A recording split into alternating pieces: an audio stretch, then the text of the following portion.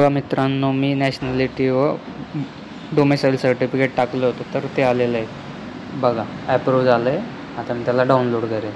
तुमच्यासमोर live open केलं आहे. बघा तर मी डॉक्युमेंट्स काय काय जोडले तर बघा तुम्ही. अर्जदाराचे छायाचित्र, वडिलांचा शाळा सोडल्याचा दाखला, आधार कार्ड, शिधापत्रिका म्हणजेच रेशन कार्ड आणि बोनाफाईड सर्टिफिकेट एवढेच डॉक्युमेंट मी लावले होते. आपले सरकार पोर्टलवर मी लॉग इन करून घेतले. त्यानंतर इथे एज व नॅशनॅलिटी सर्टिफिकेट म्हणून सर्च केले. बघा या प्रकारे आवश्यक कागदपत्र कोणते लागतात तर मी फॉर्म भरतो. तुम्ही बघा कशा प्रकारे कोणते कुठे काय काय भरायचं व कोणते डॉक्युमेंट्स लागणार हे पण मी तुम्हाला सांगणार आहे. तर बघा इथं पूर्ण नाव टाकून घ्यायचं तुमचं. मी पूर्ण नाव टाकून घेतले. त्यानंतर इथं मराठीमध्ये आपल्या पूर्ण नाव टाकायचं. तुम्ही वर्डमध्ये टाईप करू शकता. वर्ड ओपन केलं मी तिथे मराठीमध्ये पूर्ण नाव टाईप करून घेतलं. तर बघू शकता तुम्ही कशा प्रकारे मी पूर्ण नाव टाईप करतो.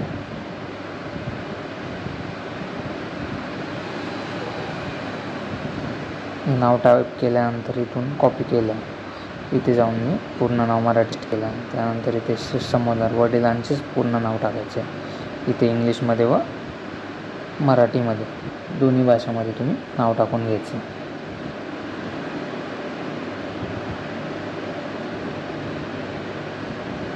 मराठीमध्ये पण वडिलांचे पूर्ण नाव टाईप करून घ्यायचं आहे. टाईप केल्यानंतर बघा इथे कॉपी करायचं. इथे जाऊन पेस्ट. जन्मतारीख टाकून घ्यायची. जन्मतारीख व वय. जन्मतारीख टाकल्यानंतर वय ऑटोमॅटिकली तिथे तुम्हाला येऊन जाईल जे पण असेल ते. त्यानंतर तुमचा भ्रमणध्वनी, मोबाईल नंबर टाकून घ्यायचा व तुम्ही व्यवसाय टाकायचा तुमचा, जो शेतमजुरी जे असेल ते, कामगार. फोन नंबर टाकल्यानंतर मेल आय डी आवश्यक नाही टाकणं. जर टाकायचं तर तुम्ही टाकू शकता. तर बघा माझ्या केसमध्ये जो लाभार्थी आहे तो 18 वर्षाखालील आहे. तर मी तिथे वडिलांना अर्जदार केले व लाभार्थीमध्ये मुलाचे तपशील भरतो. तिथे तुमचा पत्ता येऊन जाईल जो असेल तो.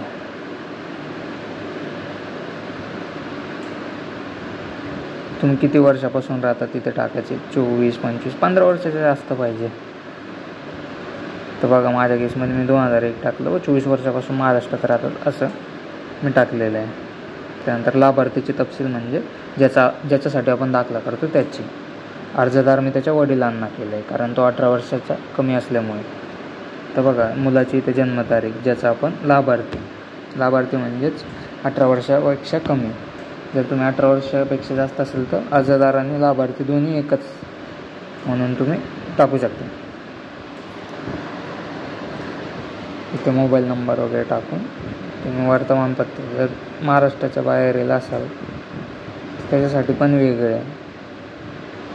वर्तमानपत्र हो आणि जन्माचे तपशील हो. त्यानंतर लाभार्थीची शैक्षणिक माहिती. माझ्या केसमध्ये 10वी खालील मुलगा आहे तर मी 10वी खालील आणि कुठल्या शाळेमध्ये शिकतो त्याचे मी संस्थेचं नाव टाकलं आहे आणि प्रवेश वर्ष, कोणत्या वर्षी त्याने प्रवेश घेतला होता व शाळा सोडल्याची दिनांक व शैक्षणिक ठिकाण हे मी जोडा केलं. त्यानंतर अर्जदार जर इतर राज्यात असेल तर होय करायचं, नसेल तर नाही. महाराष्ट्रातला आहे तर आपण मराठी असल्यामुळे नाही केलं आहे. त्यानंतर संपूर्ण माहिती भरून घ्यायची व पुढे जा. एकदा तुम्ही पुढे जावरती क्लिक केल्यानंतर अर्जामध्ये कुठलाही चेंज करू शकत नाही. व्यवस्थितपणे तुम्ही तुमचा अर्ज भरून घ्यायचा. तर बघा इथे डॉक्युमेंट्स अपलोड करायचे. सर्वात पहिले मी अर्जदाराचे छायाचित्र, लाभार्थीचे टाकले तरी चालतं तर मी मुलाचंच अपलोड करतो. तर इथे मी लिहून घेतलं पासपोर्ट फोटो म्हणून लाभार्थी. नंतर ॲड डॉक्युमेंट्स केला तर इथे पासपोर्ट फोटो ॲड झाला आहे. त्याच्यानंतर शाळा सोडल्याचा दाखला, तर मी इथं त्याच्या वडिलांचा करतो आहे, कारण माझ्या केसमध्ये 18 वर्षा खालील मुलगा असल्यामुळे मी वडिलांचा करतो आहे त्याच्या शाळा सोडल्याचा दाखला. फादर स्कूल लिव्हिंग सर्टिफिकेट असं टाईप करून मी ॲड डॉक्युमेंट्स करणार आहे. एवढं झाल्यानंतर ॲड डॉक्युमेंट्स करायचे. तर बघा अजून पुढचा बघा मी काय ॲड करतो. तर आधार कार्ड हे पाल्याचं लाभार्थीचं टाकू शकतो. तर मी मुलाचं इथं आधार कार्ड ॲड केलं आहे.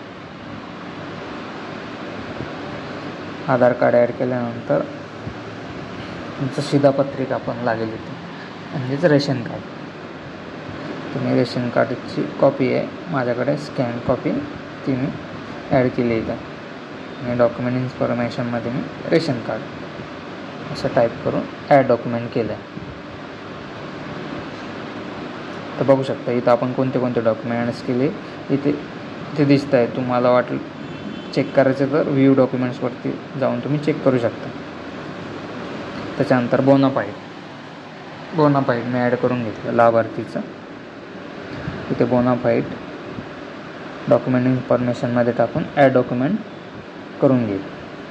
बघा मी ॲड डॉक्युमेंट्स केले. ओके. बघा इथे सगळे आपले डॉक्युमेंट जेवढे मी ॲड केले एवढे 5 डॉक्युमेंट महत्त्वाचे आहे. शाळा सोडल्याचा दाखला, रेशन कार्ड, वडिलांचा शाळा सोडल्याचा दाखला, आधार कार्ड, बस एवढेच 4 महत्त्वाचे. त्यानंतर इतर लाईव्ह कॅमेऱ्यावरती लाभार्थीचा फोटो कॅप्चर करायचा आहे. माझ्या केसमध्ये फोटो अवेलेबल नाहीत, तर मी त्याचा एका अर्जावरती त्याचा फोटो आहे, तर मी तो ॲड करतो. बघा अशा प्रकारे कॅप्चर करून घ्यायचं.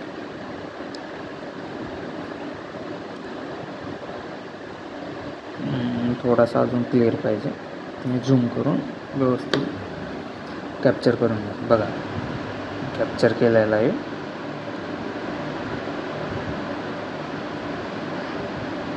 कॅप्चर आणि अपलोड. त्याच्यानंतर पुढे सुरू करावरती क्लिक करायचं.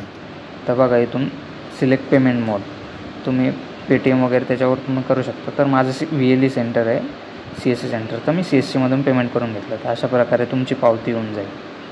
त्याच्यानंतर पुढे सुरू करा. बघा अशा प्रकारे तुमची पावती येऊन जाईल.